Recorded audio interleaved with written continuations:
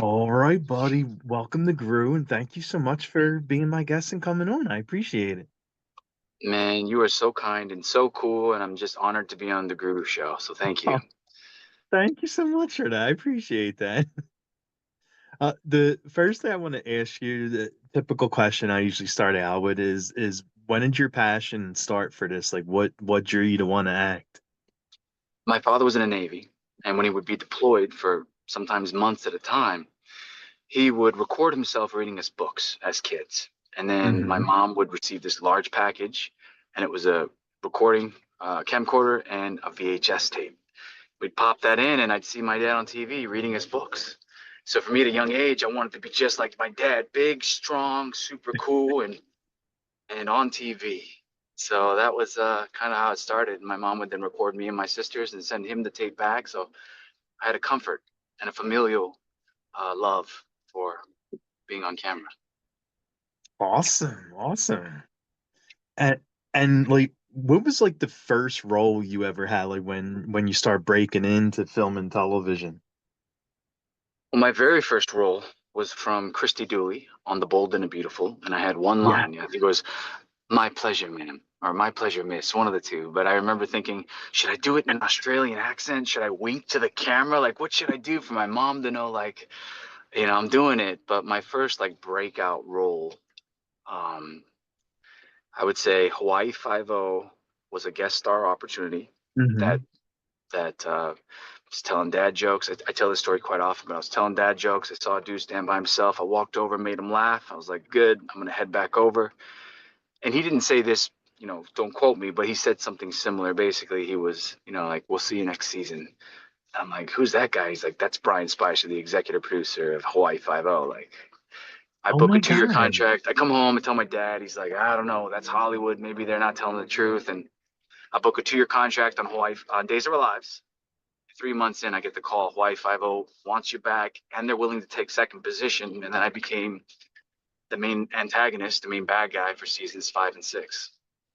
That is so cool. So that was my breakout. Yeah. Wow, that is really awesome. I love that. Thank you. And you do a lot of voice work. And I see you did some video games too. And is there a certain video game that you had the most fun voice in? Every project I work on, I have a different love for. It's like, Hmm. you know, you don't really, you can never really say you have a favorite child, True, right? true. Because then the other children would be like, wait a sec, you Yeah, they'll be told like, wait a me. minute, why? But But- I mean, in voiceover, the realm of voiceover is a lot of fun. Oh, hey, buddy, he's got one good eye, or is that a Yeah, cataract? he's blind in one eye. Oh I, man, he's adorable. so I For literally like me, just I know I was just gonna I just sorry, go said ahead. I literally just rushed in from work, so now I have to hold him until I take him out to the bathroom.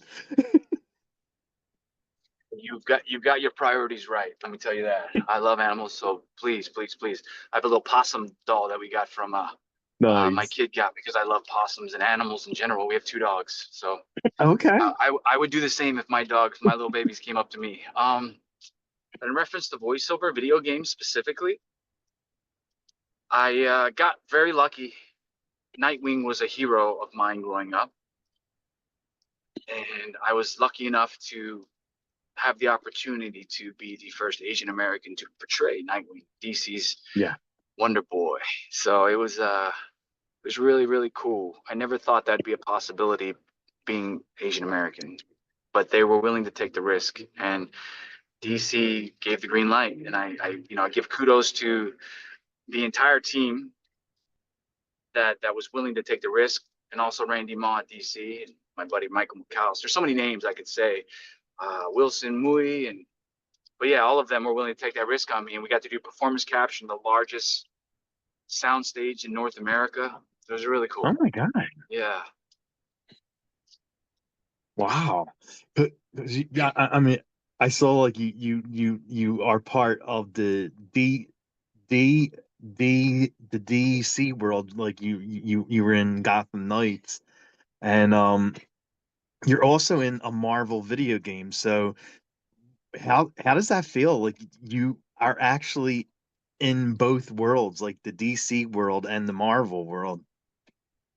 Well, to be fair, DC in the DC world, I play Toyman in Suicide Squad, and I play Nightwing in Gotham Knights.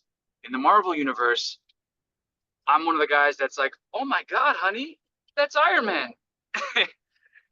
So it's not really a main character energy. I'm an NPC. Uh, Now, don't get me wrong. Like, I'm an avid comic book fan, huge. Yeah, So much so, I still have some of my action figures as a kid: Wolverine, Incredible Hulk, nice, Professor Xavier.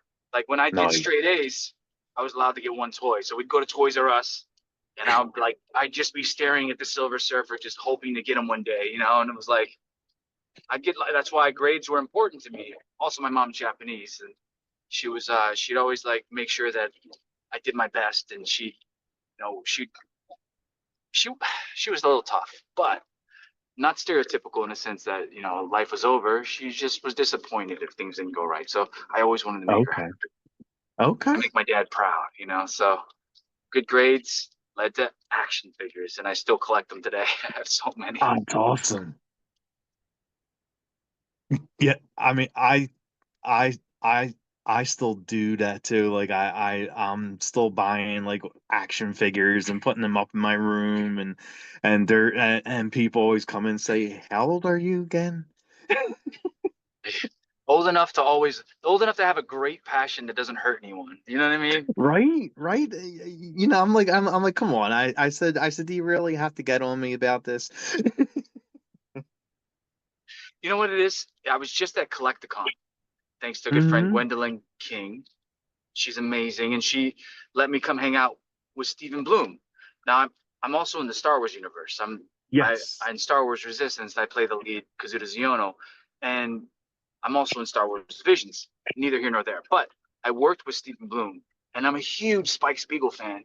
Unknowingly, I didn't know that his wife, fiance at the time, Mary Elizabeth McGlynn, was the director on Star Wars Resistance. I wasn't aware that they were engaged, nor was he Stephen Bloom. And I'm working next to him. And anyway, I was just like, this guy's really good. Like, who is this guy? They're like, are you kidding me? That's Steve Bloom. Like, oh, he's like, oh my God. But what I was gonna say was, yeah, I got to go to Collecticon, and there was like Pokemon cards, Digimon cards. Something I'm Hmm. collecting now are Lorcana cards with Disney. And you Yes. see the card and the excitement of like, you know, popping out a rare collectible card. That moment feels amazing. And when you look at cards, you're like, oh, Pikachu, Raichu, Charmander, Bulbasaur, Venusaur, whatever, it gives you that nostalgic, childlike feel. And that's so fun to enjoy. So anyone who doesn't like that, I got something for you, man. It's love, because you obviously need it. That's all. That's what it is. That's all it is. And going back to like the video games, have you ever played the video games that you were in that you voiced? Absolutely. Um, there's a game that I'm drawing a blank on the casting director. Ah, she's amazing. But she hired me on. It's called Epic 7. It's a cell phone video game. And I've got like Really? all the super rare characters. I've collected all three of my characters that I voice and the DLCs for them. I play Gotham Knights. I played Nightwing. I'm a huge fan of come on, man. What is that? Bad drivers. You gotta be careful in LA. But yeah, I played Suicide Squad. Any game. I was in Ghost of Tsushima. I played Ghost of Yeah. Tsushima, and I go, guys, look, there's me. Don't blink, listen. Uh, so every opportunity of a game that I'm in, I love to go through and just see the world. Because for me, in video games and voiceover, I'm a very small part. The animators, the post production house, the music. There's so many working pieces. They truly make the art. and I'm lucky enough to just, breathe life into the character that they've constructed. Hmm. But it is a very much so a dance, and so I love to see what they've created. I mean, I love I love the like playing video games. That's like another passion of mine. And buddy, would you stop? He's ready to go. I know, tell me about it. And one of the other shows I seen you were on is a soap called the the Bay. And what did you like about playing Colton on the show? I'm gonna shift gears here and talk about Days of Our Lives, because Okay. that is a soap opera that I've been on and off for 10 years, and I've done over 300 episodes on that. And 300 episodes. yeah, and that show that gave me my break. And that show is incredible. The team's incredible. I'm just honored to be a part of a 60-year legacy, working with the likes of Deidre Hall and Hmm. the recently passed Drake Hogeston, who played my father. Love him. I love Chandler Massey and all the people in the show. Eric Martzoff. There's so much talent that you know that's been on the show for decades, and they're just genuinely amazing people. And I'm so honored to be working with them. And again, I've kind of gone back and forth over the 10 years I've been on the show, Yeah. and I'm lucky to again just be a part of this NBC legacy. And from what I heard with like soaps, you get a bunch of scripts like every day that you're on set, and it could be like pages and pages and pages. And is it ever like overwhelming, like how many lines you have to learn or how many pages you have to read on a daily basis? Let's put it into perspective. On Hawaii Five O, when I was filming a primetime show, we had 17 to 24 million viewers per episode. Okay. We'd have the opportunity uh, to do the probably like maybe sometimes 10 to 20 times, because you're doing a master shot, you're doing coverage, you're doing close-ups, you're doing whatever it may be. You're getting a lot of different shots, right? Um, so that's Hawaii Five O. You get in the most I think they shot was 8 pages, but most of the days it's 2 to 3 pages, right? Okay. Now in Days of Our Lives, my biggest week of dialogue was 52 pages, 37 pages, 19, 12, and 7. That's Monday through Friday. And I'm Oh, going okay. on the set. I'm doing 8 hours of crying my eyes out, learning Japanese, speaking Japanese phonetically because I wasn't fluent at the time, and then coming home and having another 37 pages after my 52-page day, being exhausted mentally and physically from crying all day, and then having to memorize another 37 pages of dialogue. The truth is, it's not easy. And you've got 1 to 2 million viewers per episode, 5 days a week. It truly is a a working medium that most actors are afraid to step into. And I know a lot of actors that can't keep up with the pace. Therefore, there Yeah. is a high turnover. But if you can, golly, it is so giving. And you have the best fans. You have an amazing ongoing job, opportunity to make money acting, doing what you love, and you get better and better daily working with these stars. I'm very lucky. Damn. That's really awesome. And now to talk about the big film that you were on for Netflix. And how did you get cast for Ultraman Rising? It's a funny story. I was auditioning for a series regular on another show, and then I had this voiceover gig. I do so many. You probably do like 1,000 voiceover auditions before you land one job. Oh, wow. And I'm doing audition after audition after audition. I thought, oh, this is fun. I do this character, Kent Sato from Ultraman Rising. And I was like, I get this character. I totally get him. So I do it, and my agent calls, and he's like, hey, they liked you. I'm like, yeah, but I'm thinking about this series regular on camera, voiceover. it's great, but I really want to be on camera. And I keep getting to the next phase, next phase, next phase. Finally, I'm meeting with the directors, doing what I'm thinking is a chemistry read, and for a role called Gamma Man. And they basically, they were just like, "Hey, dude, it's not a chemistry read, and we just want to let you know you didn't get the role of Gamma Man. We're sorry." And I was like, "Oh man, that sucks." Like I'm thinking I'm gonna be what, like a guest star, like a co-star. What, where did I drop down to in the totem pole, if at Yeah, all? Like, am I just fired? Like, what? I didn't even get hired yet. I'm like, what? Uh, but they were like, no, you actually booked Ultraman. And I was oh like, my and I'm thinking in my God. head, like, but I'm not Gamma Man. Like, that sucks. Like, they're like, I'm like, okay, cool. And they're like, no, Ultraman. I'm like, wait, the Ultraman? Wait. And then it kind of hit me. And I'm like, I have action figures from Sideshow Collectibles. Like, oh my God. So I ran over and grabbed my Sideshow Collectible figurines. I'm like, dude, I got Shin Ultraman here. And now I've got a whole closet full of Ultraman gear and the Ultraman card game. Oh, It's oh my God, crazy. really? Yeah, it's the gift that keeps on giving. It is the most gratifying role I've probably ever played. But I can't choose favorites, but it's Yes. amazing. It's amazing. And through like, have you always been a big fan of, I mean, of course it started out like it was films, it was shows. Like, this is something that's been around for a really long time. And were were you always a fan of this fr- from a kid? It's a great question, brother. Yes, when I was in Japan as a kid, I was watching Ultraman on TV, and I'd roll around with my cousins, and we'd wrestle, and we'd shoot each other with the specium beam, Yes. the Yes. famous Ultraman attack.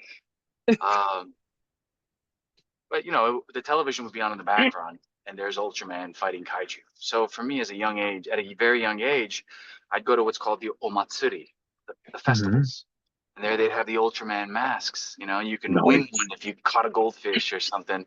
So yes, ever since I was a kid, I've been a fan, and like a lot of what's happened in my life, having Nightwing on my cell phone as my background for probably like 15 years, 12 to 15 years, and then all of a sudden having the opportunity to portray one of DC's beloved to Ultraman is a Japanese IP, and the rights were, I think, spread around, but they finally gathered them to create the first worldwide release of Ultraman with Oh Ultraman my God. Rising. So, like, opportunities like this, they're so rare. And here I Hmm. am having this opportunity to portray these amazing heroes that I grew up loving. I'm so lucky. I say it again, time and time again. I'm lucky. I'm I'm prepared for when the opportunity comes, and that's what they say is luck. But honestly, I've had the right people believe in me, and I've always had the optimistic mentality that good things will come if I keep working hard, and they have. And it's definitely working, right? I think so. I think so. I don't know. I think so. I mean, I can say this much: Days of Our Lives. I was on the show contract for 4 years. Hmm.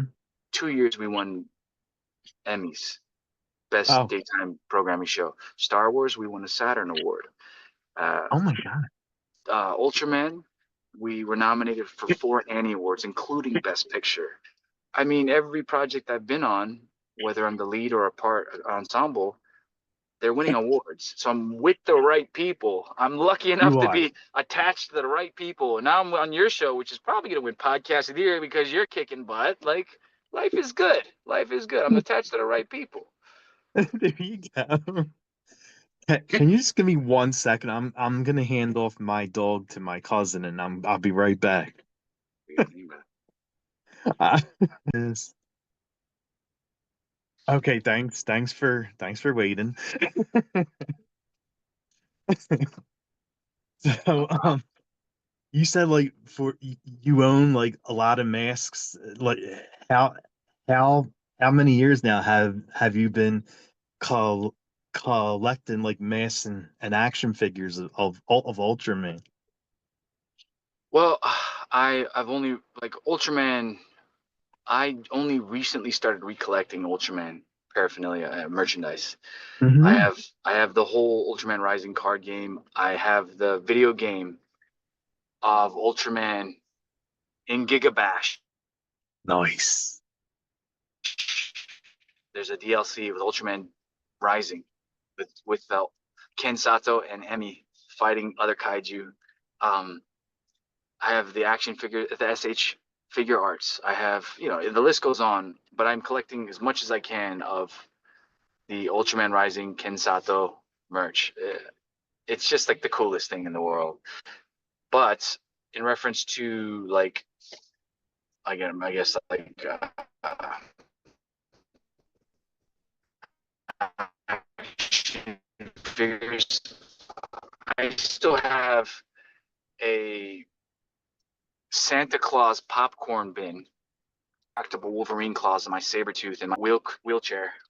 So yeah, I have my Nightwing, uh, Todd McFarlane action figure. I've got a lot of cool collectibles. Yeah. Yeah, I'm just lucky. Like I said, it's fun. It's cool. Wow.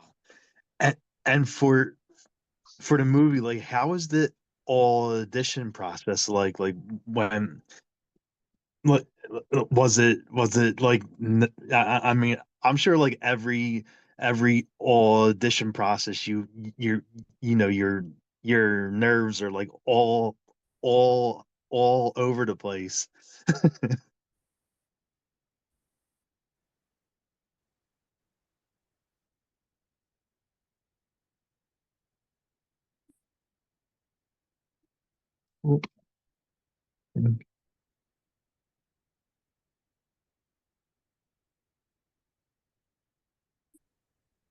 Can you see me?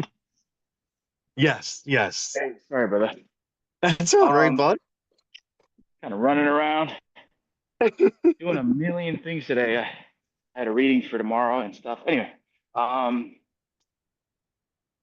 the question was, one second. Let me pause real quick. One Yeah, second. no, it's all right. All right. So the question was, can you ask the question one more time? Yeah, no problem. I just basically like how was the audition process like going.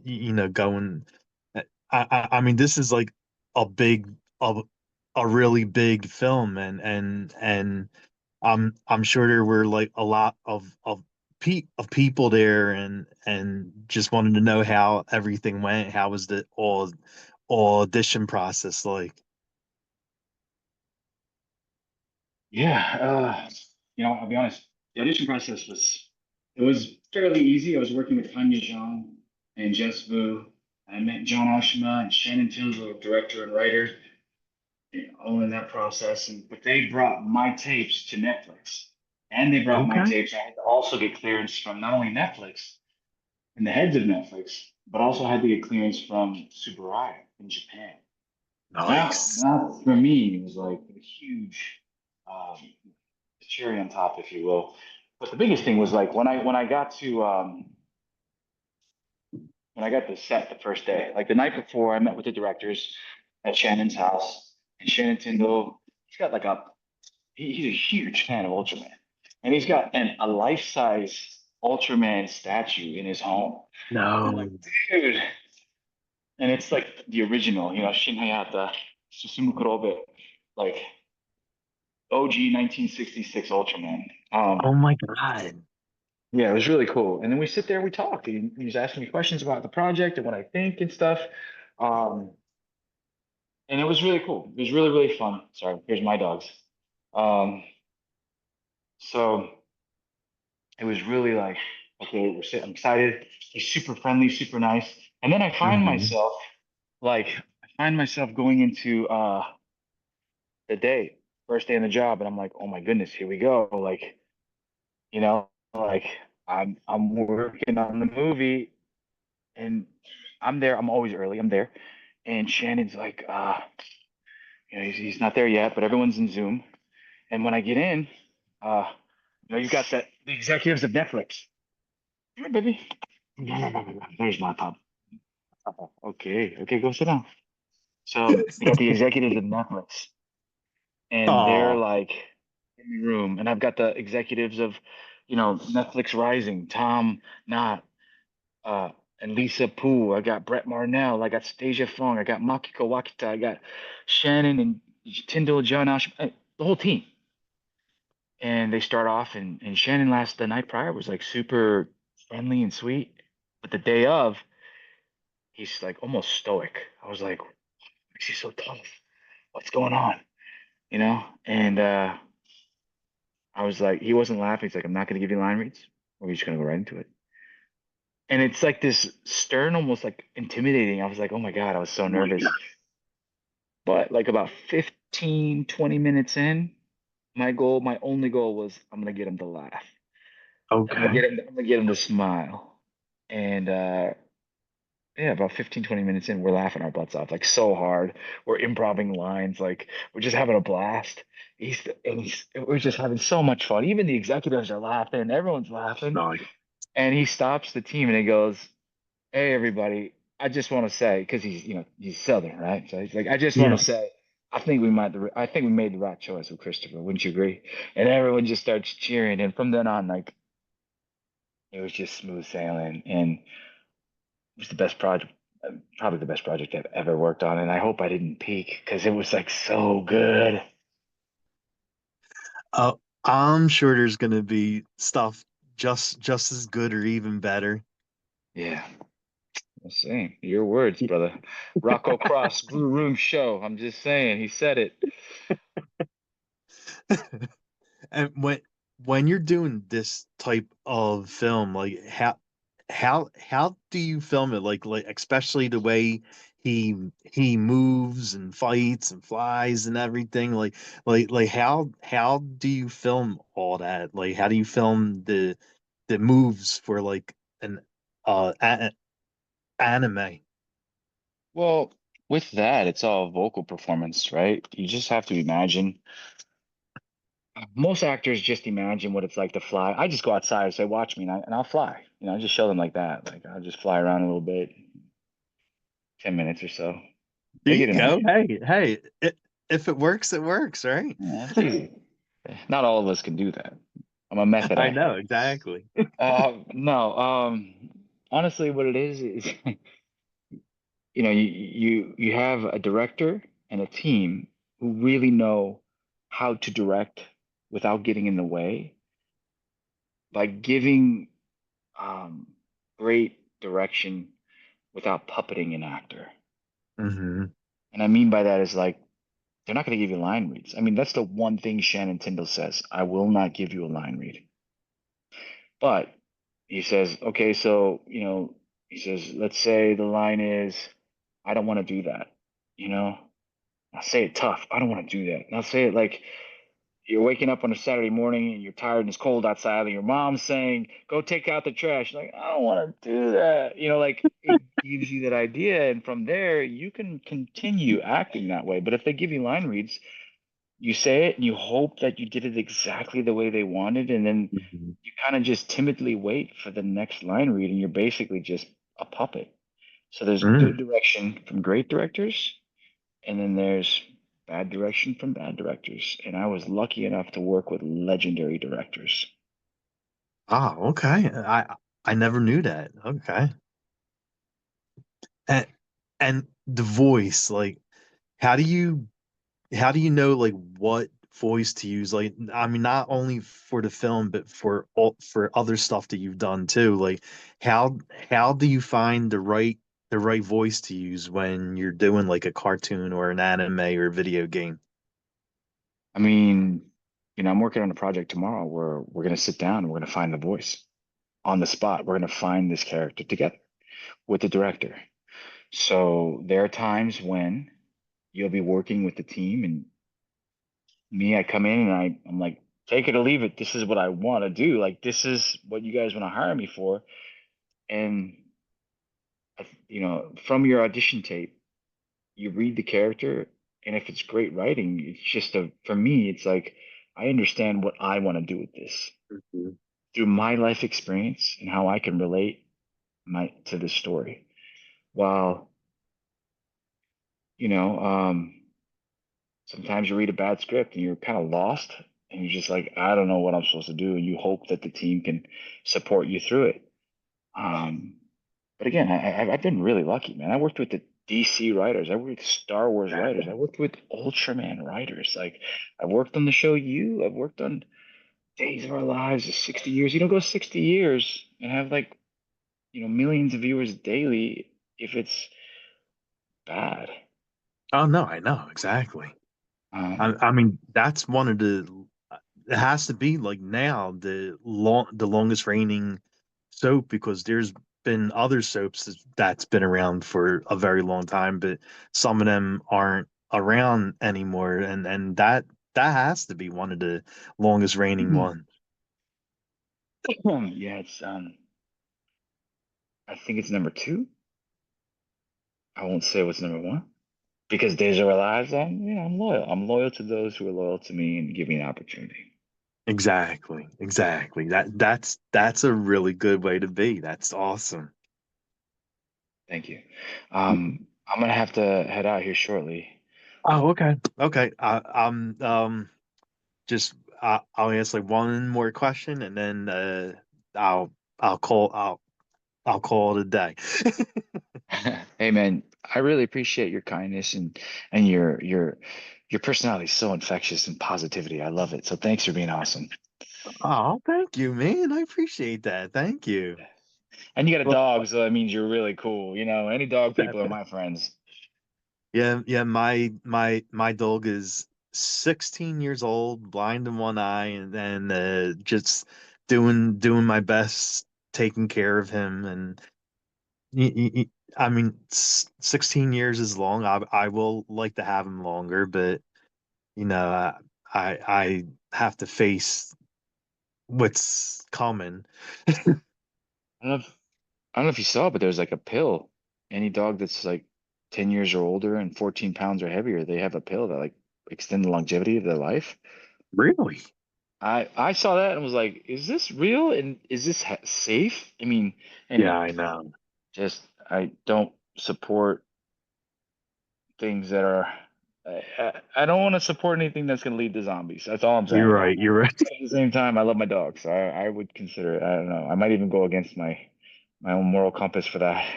Yes, yes, exactly. Well, the last question I'm going to ask you basically is when you aren't doing film or voice work, like what do you like doing during your free time? Um, right now, I love meeting successful people, learning from them. I love going to events with great people, and I like connecting successful people.